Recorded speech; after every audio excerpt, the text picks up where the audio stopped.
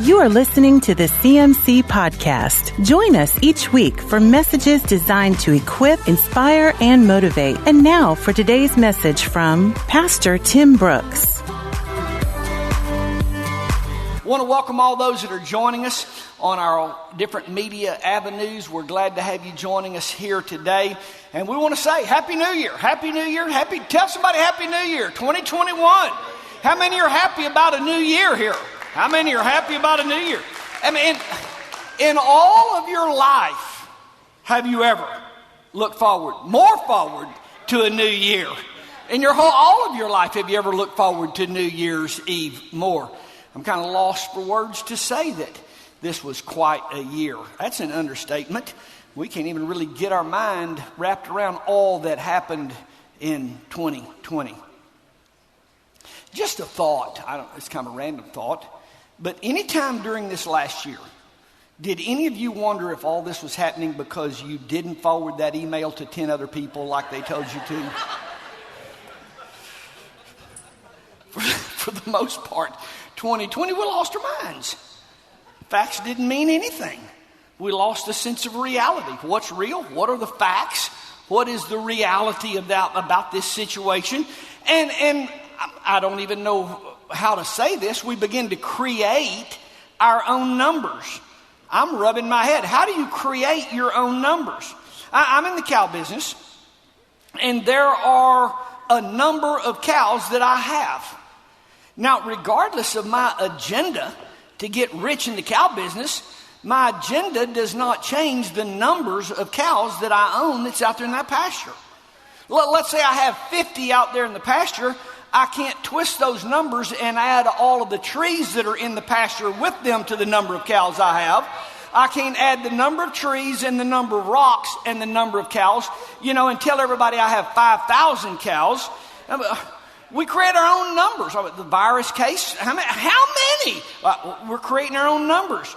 Who voted, who didn't, how many voted? We don't have, how many have actually died? How many have actually died? We're creating our own numbers. With fabricated numbers, it's hard to make right decisions.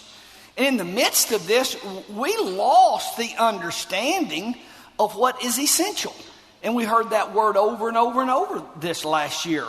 We have socialistic-minded, power-hungry governors that are getting us accustomed to and getting us being okay with being told where we can go, what we have to wear, and how many we can have in our own house for Thanksgiving. These governors, for all of us, then begin to define what's essential, what's non-essential, and telling people that they are a non-essential worker. You stay home. The dictionary gives us a definition of essential. And it gives these words: absolutely necessary, indispensable, fundamental, and basic. Now, I get it. There are definitely things in our life that we do just for fun, that are just optional, just a matter of personal taste. But church, there are things for life that are absolutely necessary. They're indispensable. They're fundamental. They're basic to life. Our country has a provision for a governor to declare a state of emergency. This gives the governor power to make all of the decisions without discussion, without debate, without a vote, without the approval of the House or the Senate. And that provision was put in there to last only for 1 or 2 days in the case of a natural disaster. We have a hurricane hit. We don't have time for a committee to vote. This has got to happen right now. So he was able to jump up and make these instant decisions, but that's only to last a day or two. It's never, ever meant for governors to maintain that position of authority for 10 months, making decisions for all in the state completely and totally on their own. The definition the dictionary gives us of tyranny is the cruel and unjust use of power. Now, this is why our forefathers fought and died for our freedom, not to be under one dictator's decision and rule. The first three words of our Constitution are, we the people. See, the government is under we the people. We the people are not under a king, not under a governor telling us when we can go out of our house, when we can open our business, when we can, whoa. Many found themselves this last year glued to the TV for the daily governor's press conference to see if he was going to allow us out of our house today, to see if he was going to allow me to open my business that I've paid for and done everything for, that if he in 14 days was going to allow us to open our business, if he in 30 days was going to allow us to go to church or not. Tyrants. Deciding who is essential and who is non-essential. The American Revolution, how we started in this country was all because we did not want a governor, a king, a tyrant making all the decisions for us. That's why we came here, and that's how this started. Was so that one king didn't tell us, you can go to work, you can't go to work. 2020, we lost the understanding that for life, for a healthy life, there are just essentials. A complete lockdown to save lives. Okay, except for people have to eat. Okay, only out of your house one time a day to go and buy food. That's it. That's all you can get out of your house. Okay, who's going to grow the food? Okay, who's going to harvest the food? Who's going to package the food? Who's going to haul the food? Who's going to stock the food on the shelves? Who's going to sell the food? Who's going to clean the food stores? Okay, well, the trucks are going to have to haul it to the store. Who's going to sell fuel to the truck drivers? Okay, when they have a blowout, who's going to sell them a tire? Okay, where are the tires going to come from if all the people that are making the tires, if that, I could go on and on and on and on, and I plan to. This whole year. I plan to. The question in my mind is, what is an essential doctor's visit? What is a non-essential surgery? I've never said to my wife, babe, this weekend I think I'll go have my appendix cut out. That'll be fun. Oh, well, that's non-essential. Okay, I think I'll just go to the dentist and have 4 hands in my mouth at once. Because what's fun is that smell when they start drilling your tooth going up in your nose and all those little chips. That sounds, I can tell you right now, I've never been to a non-essential surgery. I just don't do that. I'm non-essential. What? Many, according to a friend of mine that's a cardiologist, as a matter of fact, stayed home and didn't rush to the hospital with a non-essential chest pain, and they stayed home and had a heart attack that was completely preventable had they have come to the hospital when they should have. We saw many deaths in 2020 because a governor was deciding essential doctor visits and non-essential doctor visits has left me looking around, and I've got to ask, have some governors caused more deaths than lives saved by the decisions that they've made? Schools with interaction is non-essential. Have elementary age kids stay in their room at home, surrounded by their toys with no teacher in that room, and have them stare at a teacher on a screen and pay attention and learn? Whoever made that, have they ever had a 6-year-old? Have they ever had a 12-year-old boy? I mean, go to your room and just learn. Get on the computer. And all my toys, now don't you get on them toys. What? Churches with interaction, accountability, serving, all non-essential. You just stay at home and stare at a screen in your pajamas. 2020, with all non-essentials being shut down, stay-at-home orders. What in fact we saw was alcohol rates were an all-time high. Abuse rates were an all-time high. Depression rates were an all-time high. Suicide numbers are an all-time high. What we saw in 2020 were calls to emotional hotline services broke all records. All because power-hungry are deciding or defining essential and non-essential people, instead of allowing every American to make decisions for their own health and their own safety, depending on where they personally were in life. We're in an era in history that has somehow blocked consequences from our thinking and our decision making. And we're going to have to understand, and we have to live with the understanding that everything you think, everything you say, everything you do has consequences to it. But we've got an era of history that can just jump up on a Friday night because it feels good and go and do it with no thought of where in 10 years will I still want this on my record? In 5 years, will I still want to look like this? In 5 years, okay, no consequences whatsoever. If I continue to think like this, what's going to happen to me?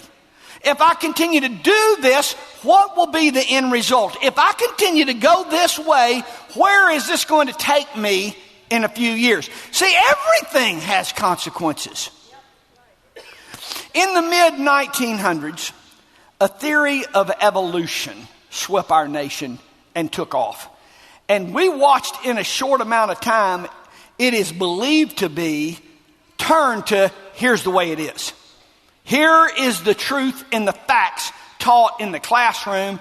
And we had a generation that was taught, this is fact. In some random way, a plan occurred without a planner, a design occurred without a designer, and disorder became order randomly. Now, 60, 70 years later, we look back, and no one ever asked the consequences of teaching and ingraining in society an evolutionary random occurrence. What will that cause in a society that has been taught there is no created purpose for your life? What will that do in all of society when all of society has been taught there is no created purpose? It's a random occurrence of events that you're even here. Here's what I want you to know. When the creator, the planner, the designer is taken away, purpose for existence is taken away as well. And as a result, what happens? What are the consequences of that ideology? What is essential becomes impossible to define. The door then is open for governors to move us in to a socialism mindset with them defining essential for all of us. A governor telling us who is essential and who is non-essential. See, without an awareness of a creator creating me for a specific purpose, then we don't know what is essential. So I'm in a position to be told that I am non-essential, and what I do is non-essential. All they needed was a reason for us to follow. And 2020, the perfect storm. We had a virus. For 14 days, we were just going to shut down, not to overload the hospitals. We were going to reopen. And before that 14 days was up, this virus was hijacked for an agenda. Facts begin to come out. Numbers begin to come out. Death rate statistics begin to come out. And this virus doesn't even come close with many, many plagues, pandemics that America has seen many times. We have seen viruses, plagues that had a 25% death rate. We've seen plagues that had a 70% death rate. And COVID has a 0.07% death rate. Flu is 4 times the death rate of COVID. The smallpox death rate was 70%. The yellow fever death rate was 25%. scarlet fever, smallpox, measles, diphtheria, tuberculosis, typhoid fever, polio, influenza, Spanish, swine, Asian, Hong Kong flu, all much higher death rates. And we never shut the country down and told people they were non-essential. COVID comes along with a 0.07% death rate. This virus has been hijacked for an agenda. An agenda-driven media then convinced America that governors were saving lives. And fear is a powerful force. And when you can scare people, you can get them to do anything you tell them to do. And now we're telling people who can go to work, who cannot go to work, who and how kids can go to school, all the way to how many people you can have in your house at Thanksgiving. And then telling neighbors that if they see more cars parked in front of your house than are allowed to be there, they are to call the police and turn their neighbor in for having Thanksgiving in their home with their family. Somebody's going to have to call this out, and I plan on doing it. We saw in 2020 lawsuits of essential and non-essential filling the courts trying to determine essential. Church, without the recognition of the Creator creating you with a purpose, without a recognition of a planner planning with a purpose, a designer designing with a purpose, essential is lost. And that's a crisis. Because in His creation, there are essentials. In His creation, there are absolute necessities.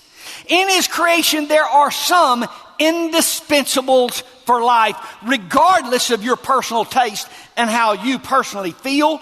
There are some fundamental basics to life. There are things that are just simply not a matter of preference, and they're not a matter of how you perceive things. There are essentials for life. There are essentials for life. Our theme for 2021 is essential. Essential. I have never, ever been more excited about this church. I've never been more excited about the direction of this church. I've never been more excited about what we're going to be doing and causing to happen as I am right now. This coming year is going to be a life-changing year for the members of Christian Ministries Church. 2021 is going to set a new course for your life. It's going to set a new course for your thinking. 2021, we're going to understand that God is the center of life and that all else revolves around God. We're going to understand He is not just one spoke in your wheel. He is not just one thing that you consider important. He is not just one small part of your life. We're going to understand He's the Alpha and the Omega. He's the beginning and the end. He's the creator and the sustainer of all of life. He holds all things together by His hand. He is Lord. He is Lord. He is the reason we're here, and He is who we will answer to when this life is over. You and what you're created to do by God, we're going to see this year is essential. 2021 will be a life-changing year as you find out. First of all, you are essential. Secondly, we're going to find out what you do is essential. In spite of socialistic-minded governors that are telling us where you can go and what you can do, telling us some in life are non-essential, some in the womb are non-essential, and only certain lives matter. We're going to come to find out all lives matter and all lives are essential to God. If you have a Facebook page, if you have any other page or the way you communicate, I want you posting this sermon. I want you posting the message of this sermon. I want you talking about our theme this year. I want this afternoon to be filled, the airways filled with life, and you are essential. I want you to fill the airways with our theme in this message today. You're born with inalienable. Now see, we don't understand that word. That's a big word. I don't even know how to say it. Inalienable means God-given. That means man didn't give it to you, and man's not going to tell you what you can do with it. It's an inalienable right that you and I are born with, and our forefathers laid their life down so that we as a nation could operate under inalienable rights. And here we are, out of fear, allowing some tyrant to tell us, you can't open your business today, and I'll let you know when you can. You're here on an assignment. Your part is essential in life. God knew you, and He formed you in your womb. He predestined you for an essential purpose. And in 2021, we're going to find out that your thumbprint has a woven DNA with giftings in it that are essential, the Bible tells us, for the common good. What you do, your part in life is essential. This is going to be an empowering year for you. We're going to talk about 2021, God's purpose for your life, God's plan for your life, God's purpose for the church. We're going to have a whole new perspective on you washing dishes, drying dishes, and putting them in the cabinet. We're going to have a whole new perspective on what's essential in this life. I want to say today, and I want to say over and over, absolutely this virus is bad. Don't leave here thinking that I'm saying to ignore this virus and act like it's not real. This virus is real, this virus is bad, and there is no making light of a virus. And I want you to know we have an enemy that prowls around like a roaring lion whose entire purpose is to kill, steal, and destroy. God's first words to mankind were to be fruitful. Be fruitful. We've got an enemy that wants to stop. His whole plan is to keep you from being fruitful because that's what God told you to do. We have an enemy whose desire is to take away your freedom, to enslave you, to have you under his control, stopping you and I from our created purpose. We have an enemy that wants to convince you that you're not important, that you're non-essential, and to stop what you were created and put here on this earth to do. Our enemy will enslave you and just mail you a monthly check to keep you from fulfilling your created purpose. The enemy wants to pay you not to produce. We've got an enemy that wants to lock people in their homes and stop you and I from being salt and light in the workplace.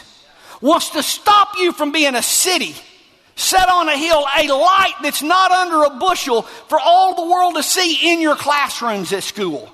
We got an enemy that wants to stop you from being the reflection of his image. Wants to stop you from being well respected by outsiders. Wants to stop you from being a written epistle that is read by all men. That wants to stop you and I from being daily doers of the word. That wants to stop you from displaying his glory in your high school. That wants to stop you from being a servant of all to the people in your neighborhood. That wants to stop you from being a disciple maker. That wants to stop you from being a peacemaker. That wants to stop you from being an encourager in our daily life. Our marriages are to be an illustration of Christ in the church. Let's lock you in your house where you can't do that. Our children are to be a crown of honor to their parents. Let's keep that from happening. We have an enemy that wants to shut all of God's purposes down in our life. Enemy, today I have an announcement to make. The gates of hell do not prevail. The gates of hell don't prevail against God's word and against his church. Enemy, I got some announcements to make now that I'm into it. This church is not shutting our doors. Not again, not ever, we're not shutting our doors. This church is not hiding in our homes. This church is not going to be silenced. This church is a light And we will not be put under a basket. We will not be put under a basket, but this church is going to be set on a hill for everybody to see. We are more excited about the future of this church. Our church is on a new direction. If you can't feel it, you need to. Our church is taking a new course. We're on a new path, and there's great things that are ahead for this church. And I've never been this excited about the future of Christian Ministries Church. Absolutely, we've got a virus out here. A terrible virus. But by his stripes, we're healed. Yes, we have a virus that wants to kill, but Jesus came that we might have life. Absolutely, we got a virus out here, but greater is he that's in me than he that's in this world. And that's going to be our message. This church is not going to be silenced in 2021. We're going to be spreading the life-changing, life-powering, empowering message of healing, of deliverance, and of captives being set free. 2021, we're going to see the blind see, the lame walk, and the captive set free. And that's not going to happen by us staying at home and watching some diddly what on a screen. It's going to happen by us joining arms and meeting down here and making something happen in this community. Parents raising children in this church are going to see their children grow up aware of the enemy. Our children are going to grow up aware of this virus, aware of diseases of all kinds. Our children are going to grow up being wise and making right decisions, navigating their life in a fallen world through viruses, hurts, pains, death, and loss. We're going to navigate through this because the kids in this church are going to grow up knowing that we have a God that sees us through every bit of this, and you don't have to live your life hiding in a house in fear. Our kids are going to grow up living life, not in fear of a virus, but experiencing life and life more abundant in their daily life. Children in this church are going to grow up living by faith and not be controlled by fear. We do. How many are under 20 years old? How many in here are under 20 years old and in school? Y'all stand up. Everybody in here under 20 years old and in school. If you're under 20 and you're in school, stand up. Look all over this place. Look around here. Give them a big hand. Come on, y'all stand up. Keep standing. I want all of you to keep standing. I want you to keep standing. I want y'all to look at me, and I want to tell you something. You are essential. You are essential. What you do each day is essential. You are a vital part of life. You're to bring peace in your classroom. You're to bring joy into your classroom. You are to be an encouragement. You are salt and light everywhere you go. Your life around your friends holds such standards that by your example, you're going to have friends that stay out of alcohol that'll destroy their life. Alcohol will destroy your life. And by the standards that you live in, you are going to save your friend. By the standards that your life represents, you're going to save some of your friends from getting involved in drugs that will destroy their life. When you walk into your classroom, you're going to bring a sense of fulfillment to your teacher's life. A sense of fulfillment when you come in with a smile on your face, with the love of God in your heart, with joy on your face. Your teacher is going to be encouraged and experience a sense of fulfillment in what they do. Here's what I'm telling you that are standing today. You are vitally important. You're not a part of a non-essential group. We're going to raise our young people in here telling them how important they are. Come on. We're going to raise our young people telling them how essential they are. We're not going to tell you you're non-essential and you can stay at home. You're vital to what we're doing. There is a plan for you. There is a purpose for you. There is a God-given plan for you to accomplish and for you to fulfill in this life. And I want our young people grow up in this church, and we're going to put it in you and put it in you and put it in you. Each one of you are essential to this life. Give our young people a big hand. You're essential. You are essential. Y'all can be seated. You're essential in life. And God shamed people for telling you that you're not essential.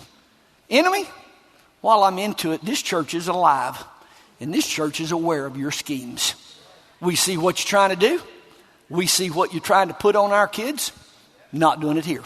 You just will head on down the road. Enemy, I want you to know God created each of us for a purpose, a special purpose. And each member of this church is very essential in His plan. God's plan is for His kids to live free. God's plan is for His kids to live free to worship. Yes. For God's kids to live free to sing. Tell us we can come to church, but we can't sit by anybody and you can't sing in church. I'm not going to let a rock along the side of the road replace me. We're free to sing in this church. We are free to sing His praises.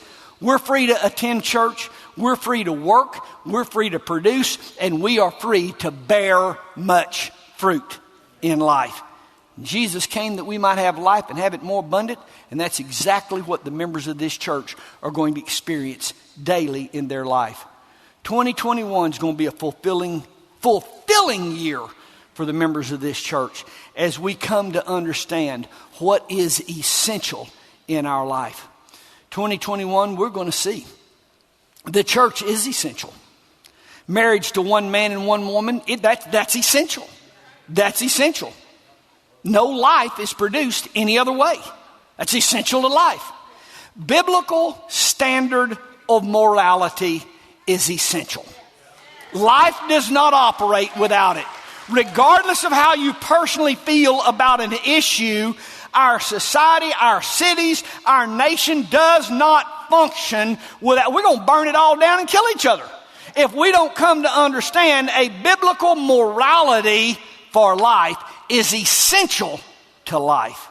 An interaction face to face is essential to our emotional well-being. All right. Maybe it's not essential that I have a honey bun at every convenience store I pass. But 2021, we're going to find out there are some things that are essential. They cannot be replaced. They cannot be replaced. They're indispensable. They're irreplaceable. There are some things that are essential. There are some essentials in life that are not outdated and not discarded. You're not ever to be told you stay at home because you are a non-essential employee. You're vitally essential to God's plan. And all of us depend on you out there each and every day doing what it is that you do. We're told a complete lockdown. Well, except for food. Well, okay, who's going to grow it? Who's going to harvest it? Who's going to package it? Who's going to haul it? Who's going to stock the shelves? Who's going to sell the food? Who's going to clean the stores? Well, okay, who's going to drive the trucks to get the food to the store? Who's going to sell the fuel to the truck drivers? Who's going to make the tires for the truck drivers to get the food to us? When the store refrigerators and freezers go down, who's going to come and fix those refrigerators and those freezer units to keep our food frozen in the store? If a car breaks down on the way to the store, who's going to go and get it towed out of the road? If the wind blows the shingles off of your house while you're quarantined, where and who is going to come and get those shingles back on? And where is he going to get the shingles if everybody at the shingle factory is told that they are non-essential? A tree falls on your quarantined house. Well, who are you going to call to come get it off? Because carpenters are deemed unessential. Well, a carpenter comes. Well, where is he going to get the lumber? Because all the mills have been shut down because they're non-essential. If someone around you that you know of was sick, now you can't go to work for the next 14 days, whether you feel like it or not. Who all is affected down the line by that one decision? Well, see, I get it. You're retired. You're definitely non-essential. Well, except for you drive your neighbor to the grocery store. You drive your other neighbor to the grocery store. You babysit every day so a daughter can work. You are your mother's caretaker. Are you hearing what I'm saying? Are you understanding what we're talking about today? Church, I could go on and on and on all day. In fact, I'm going to let you know, I'm going to go on and on and on all this year. Every sermon this year is going to be about the fact that what you do in your life is vitally important. And I want our year to end with you being fully convinced. I'm important and I'm essential.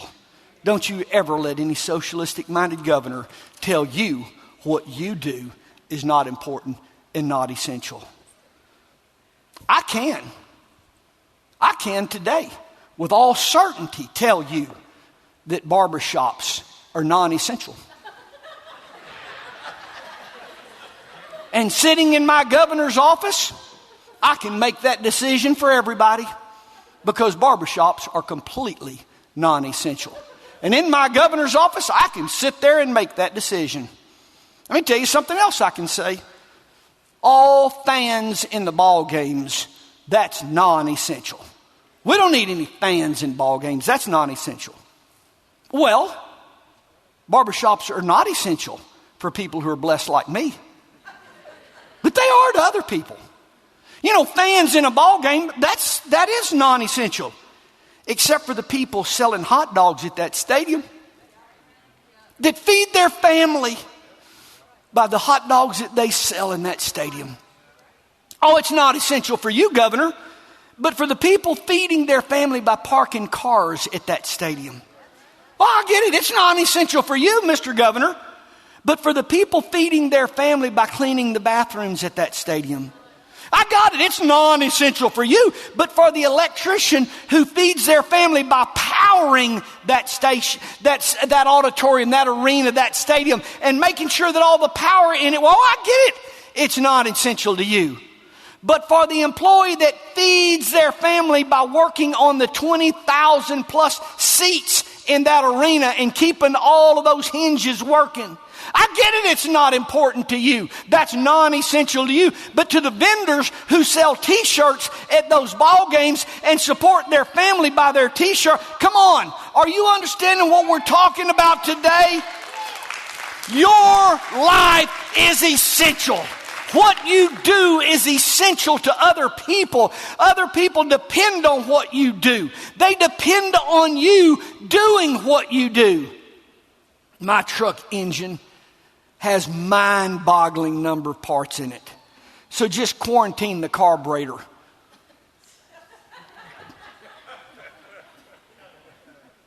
Are you kidding me? You're vital. What you do is absolutely essential. To have a circus, all the monkeys have got to do their part, not just one. God created you, and God planned for you. God gifted you. You're vital. You're essential. You are an essential part to the inner workings of life. You're vital to someone. You're absolutely necessary for something. You're indispensable for somebody. And you're basic to a certain need.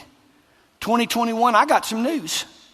In the midst of a stolen election, in the midst of a presidential crisis, in the midst of a virus, in the midst of corruption, hell does not prevail against the church.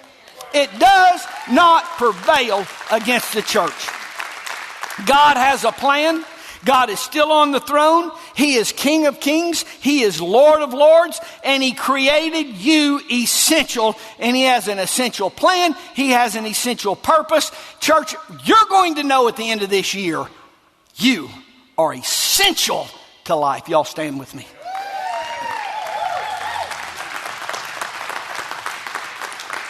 Come on, I want you repeating after me.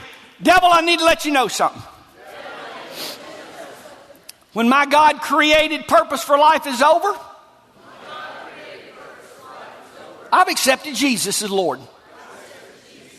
And I plan on living in eternity with the Lord. But until then, I'm still here. And I am essential. I am essential. What I do is essential. I have and still have an essential part to play. 2021 will be a great year as I fulfill my essential purpose. 2021, here we come. The gates of hell don't prevail. Happy New Year. God bless you. It's going to be an exciting year for this church. You have been listening to the CMC Podcast. For more information about CMC, our different conferences, Christian school, college internship, resources, and more, go to cmchurch.com.